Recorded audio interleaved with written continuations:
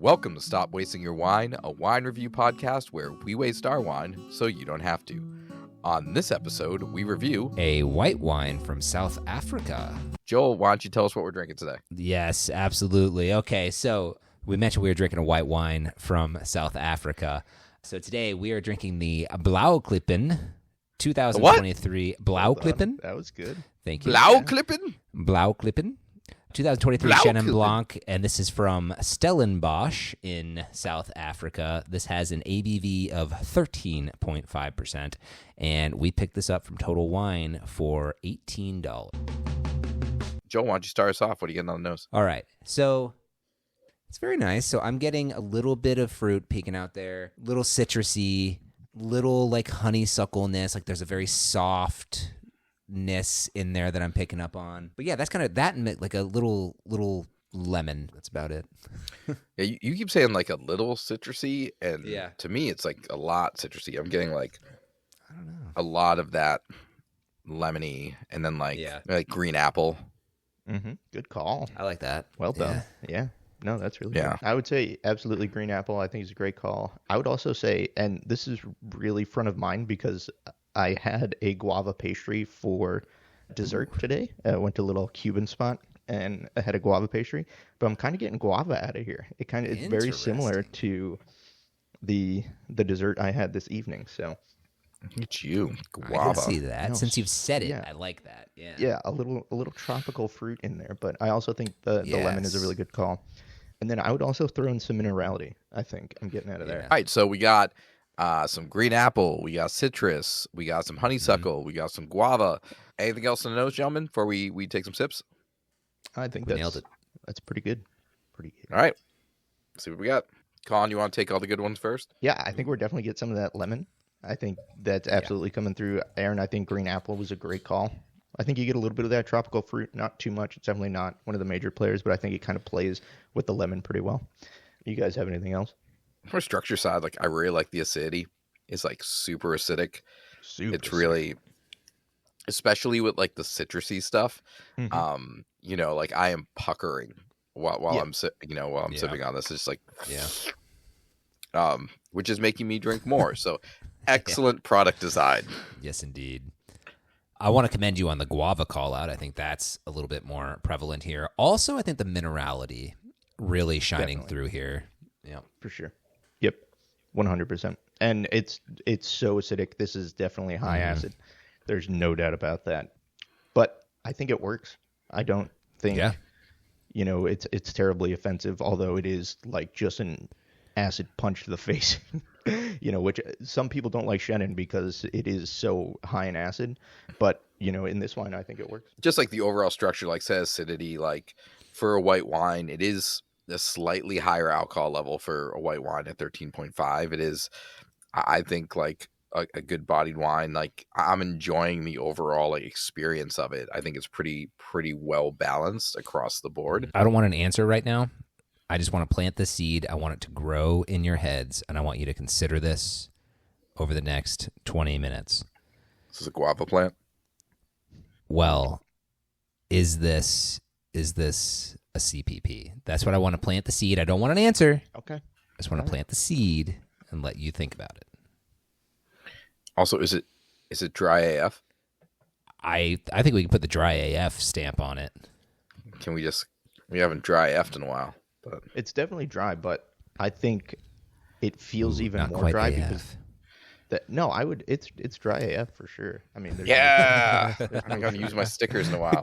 Let's just AF, give dry. Aaron, yeah. yeah, we give it wants to to you, Aaron. use They're like, the sticker. they're getting dust. Oh, shit. This Look how, one is, it's such a good sticker, and we haven't It is a referenced it good in a really sticker. long time. Yeah. Dry well AF. done. it is a fun sticker. There's no doubt. But you Wait, say did so we you think not it put it stop feeds wasting these- your wine on our dry AF sticker?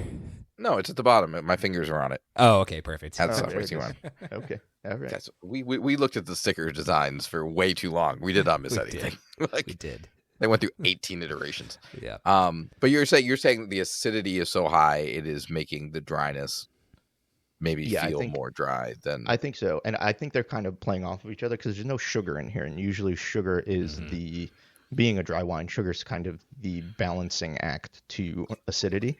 And because there is none of that, they both kind of stick out quite a bit. It Yeah. definitely is very Yeah. dry and very acidic, and you can absolutely feel both of those things as you taste this.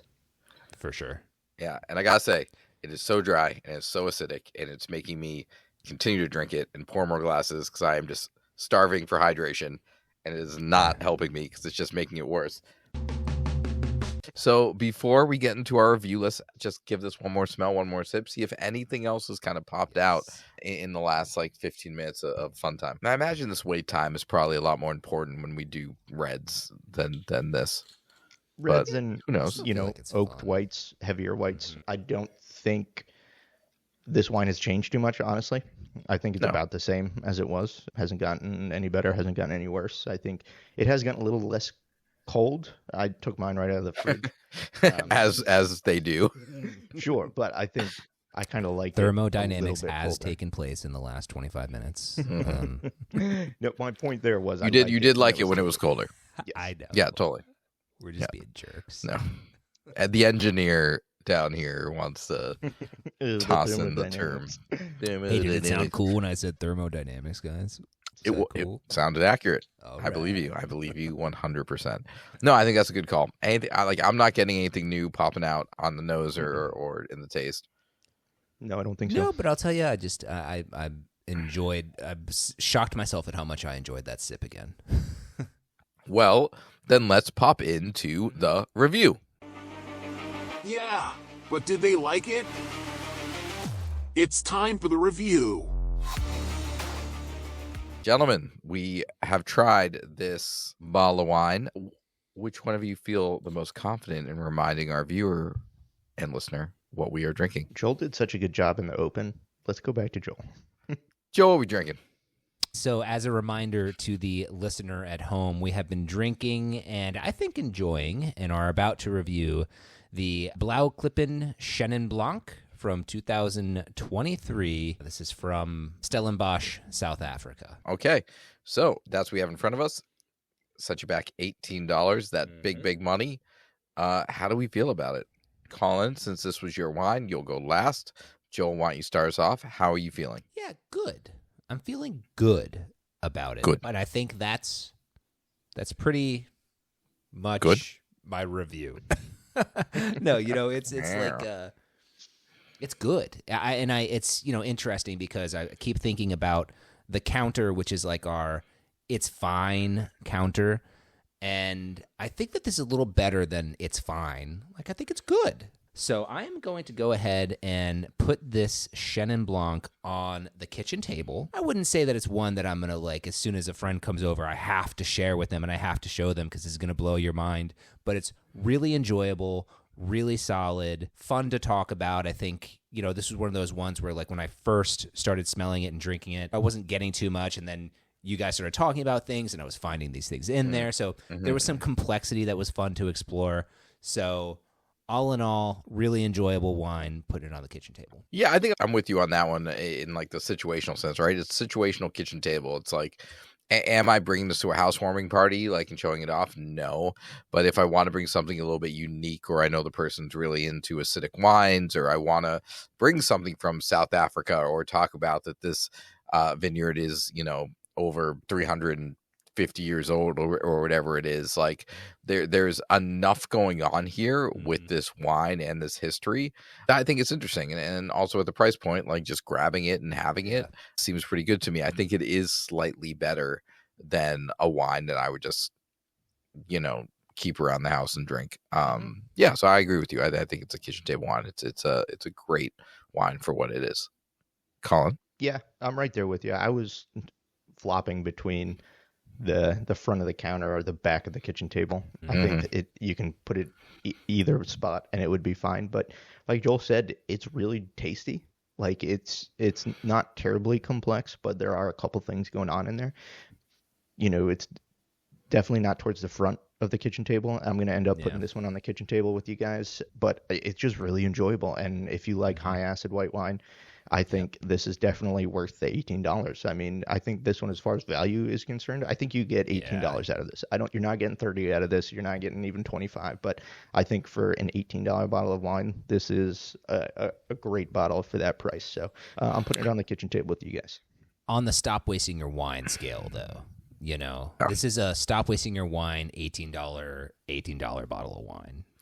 And this might also be like us like kind of refining our scale, because the more I think about it, it's like the kitchen counter isn't bad. Our definition of the kitchen counter is it's fine, and I would drink it around the house. Like I would just like pour a glass of that wine when I'm just hanging out or watching TV or doing dishes.